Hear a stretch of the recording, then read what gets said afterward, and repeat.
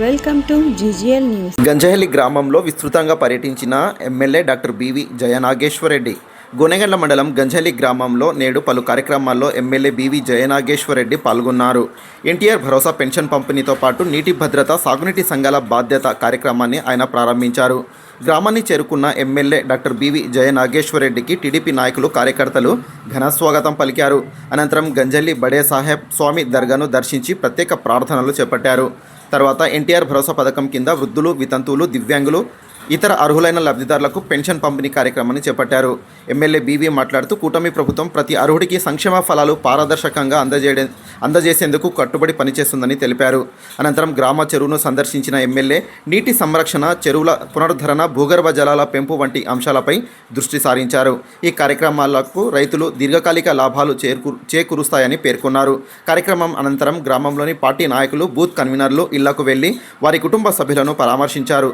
కార్యకర్తలకు ఎల్లప్పుడూ అండగా ఉంటామని ఆయన భరోసా కల్పించారు. ఈ కార్యక్రమంలో నాయకులు, కార్యకర్తలు, అధికారులు, ప్రజాప్రతినిధులు పాల్గొన్నారు.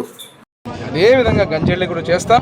ఇక్కడ కూడా ఏ రకమైనటువంటి ఆలోచన అంటే ఒకటే ఆలోచన, గ్రామస్తులకు మంచి జరగాల, రైతులకు మేలు జరగాల.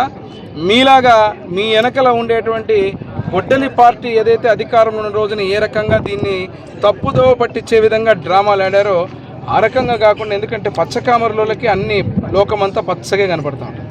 కాబట్టి మీ ఆలోచన విధానం బట్టే ఈడ చెరువులు బాగు చేసి, చెరువులు పూడికతీత తీసి, ఆ పూడికతీత తీయడం వల్ల, లోతు పెరగడం వల్ల ఇక్కడ నీళ్లు నిలబడతాయని చెప్పి ఆలోచన మేము ముందుకు పోతూ ఉంటే మీరు మట్టి దోచుకుంటున్నారు, అది దోచుకుంటున్నారు. ఆ బంకమన్ను, ఆ మన్ను ఎవరికి పనికొచ్చే మన్ను కాదు, ఓన్లీ ఒక ఇటుకలకు తప్ప దానికి ఏ దానికి పనికిరాదు. అటువంటి దాన్ని ఈరోజు తీసిన తర్వాత కూడా ఏం చేయాలి? ఈరోజు రైతులకు ఉపయోగమయ్యేటటువంటి తీసుకుంటూ, ప్లస్ అక్కడ ఉన్నటువంటి ఆ యొక్క వాళ్ళకు కూడా తీసుకుని ఆ యొక్క ఏదైతే ఉన్నటువంటి ఆ కార్యక్రమం ద్వారా వచ్చేటువంటి నిధులతోటి రానున్న రోజులు ఈ చెరువుని కూడా అభివృద్ధి చేసే విధంగా ఇప్పుడు ప్లాన్ చేశాం. ఇప్పుడు జరిగేటువంటి కార్యక్రమం, ఎందుకంటే ప్రతిదీ కూడా సీనరేజ్ కడతారు, ప్రభుత్వానికి వాళ్ళు డబ్బు కడతారు. ఇది ఏదో దొంగగా తీసుకుపోయే వ్యవహారాలు కాదు. ఆ సీనరేజ్ కట్టడం వల్ల ఏమవుతుంది, ఆ డబ్బు ఏదైతే కడతారో అది మళ్ళీ ప్రభుత్వం ఇక్కడ ఉన్నటువంటి గ్రామానికి, ఇక్కడ ఉన్న గ్రామ అభివృద్ధికి ఉపయోగిస్తారు. కనీసం అది కూడా అవగాహన లేకుండా కేవలం రాజకీయాల కోసమే, రాజకీయం చేయడానికి కోసం మాట్లాడుతున్నారంటే ఇంతకంటే నీచం. 5 ఏళ్ళు మీరు అధికారంలో ఉన్నారు.